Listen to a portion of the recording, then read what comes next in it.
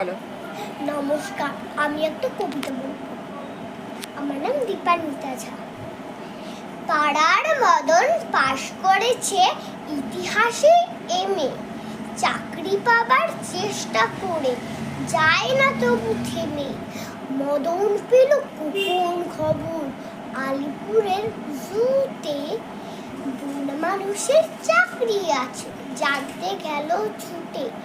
বুন মানুষের মুখোশ পরে থাকতে হবে খাঁচায়, মাইনে পাবে 400 টাকা, খাবার পাবে যা চা। বেকার মদন অনিচ্ছাতেও চাকরিখানা নিল, দর্শকরাও বেজায় খুশি, দারুণ মজা পেল।